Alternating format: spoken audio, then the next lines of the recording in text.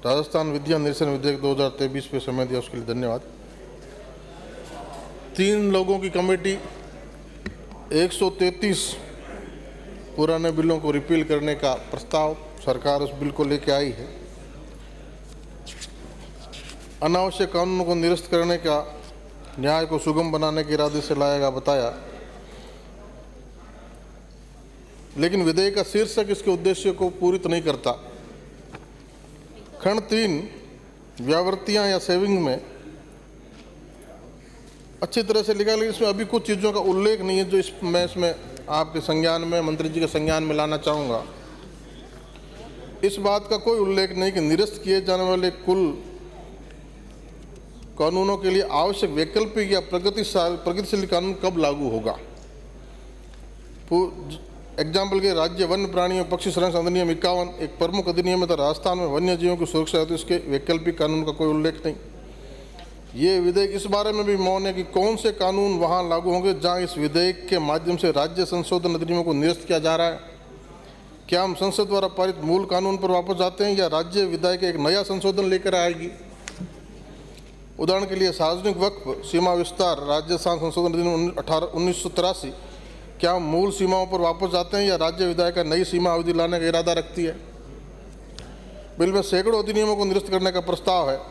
उन अधिनियमों के तहत हजारों कार्रवाइयाँ चल रही होंगी और उन पीड़ित पक्षों के निवारण के लिए अपील या प्राधिकारी कौन होगा, इसका कोई उल्लेख नहीं। जिनके विवादों की सुनवाई की गई थी या अनुसूची में उल्लिखित निरस्त नियमों के अनुसार दशकों पहले विश्वविद्यालयों के नाम बदलने वाले संशोधन अधिनियमों को निरस्त किया जा रहा है।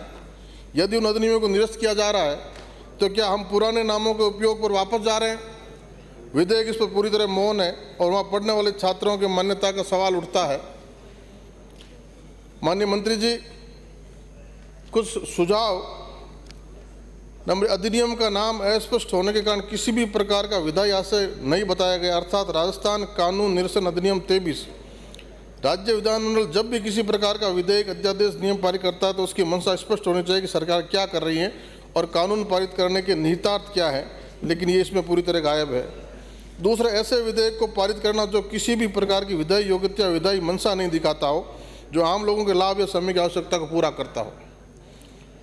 तीसरा, बिल में सुप्रीम कोर्ट और हाई कोर्ट सहित विभिन्न न्यायालयों में लंबित मुकदमों के बारे में कहीं नहीं बताया गया है। ये उल्लेख करना भी उचित है कि न्यायालयों में कोई दिशा निर्देश या विशेषज्ञ की राय नहीं ली गई, न किसी प्रकार का डेटा एकत्रित किया गया कि इन कानूनों में कितने मामले लंबित है और निरस्त होने वाले निकट भविष्य में अस्तित्व में है कि नहीं है।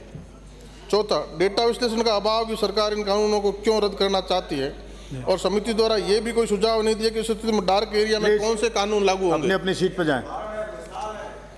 पांचवा, यदि सरकारें अगर यही संसदीय परंपराओं को तोड़ेंगे तो इन संसदीय परंपराओं को जिंदा कौन रखेगा। आप बोलिए, प्लीज बोलिए। पांचवा, यदि सरकारें किसी प्रकार का संभावित परिवर्तन करती है और विभिन्न कानूनों को निरस्त करती है तो उस स्थिति में उनके अस्तित्व में आने के बाद नए कानून का प्रस्ताव भी करती है या त्वरित न्याय के लिए न्यायालयों के लिए किसी प्रकार की समय सीमा तय करती है। छठा, उन कार्यों को एक छोटी जीवन रेखा दी जानी चाहिए जो रोजमर्रा के उपयोग में है। उदाहरण के लिए राजस्थान आवास योजना भूमि अधिग्रहण अधिनियम 1960 अगले 2 वर्षों के लिए लागू रहना चाहिए। तुरंत रद्द करने के बजाय इस निर्धारित समय सीमा के भीतर एक नई योजना का मसौदा तैयार किया जाना चाहिए। न्यायालयों को उक्त अधिनियमों के अंतर्गत लंबित कार्यों को त्वरित गति से निर्धारित समय अवधि में निस्तारित करने हेतु निर्देशित किया जाए। निरस्तीकरण हेतु प्रस्तावित अधिकांश अधिनियम के संशोधन अधिनियम है जिन्हें बदलते समय के साथ जनता को लाभ पहुंचाने के उद्देश्य से लागू किया गया था। इनके निरस्त होने से हम पिछड़े रास्ते पर आगे बढ़ेंगे। अद्यतन संशोधन होना चाहिए, साथ ही प्रस्तावित किया जाए वर्तमान समाज कानून को अनुरूप होगा।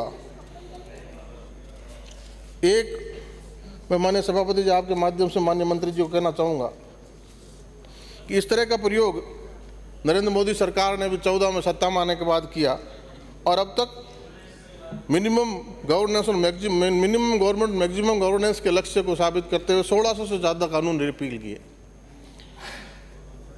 एक में कर्ज माफी पे पीछे चर्चा हुई सदन में, 60 लाख किसानों को 1 लाख करोड़ का संपूर्ण कर्ज माफ करेंगे ऐसा वादा करके सत्ता में आए, और दूसरी तरफ किया क्या 19,600 किसानों की जमीन नीलाम कर दी और 20,000 से अधिक की कुर्की के नोटिस जारी कर दिए।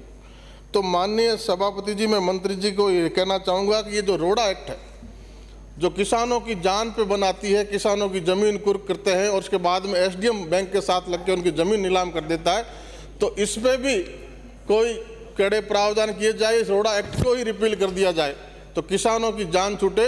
ये काम तो करे, कर्ज माफ़ी करे नहीं करे, ये रोड़ा एक्ट को समाप्त करने का काम, उसको रिपील करने का भी ये एक्ट लेकर आते, संशोधन लेकर आते, तो हम उस पर आपका धन्यवाद करते।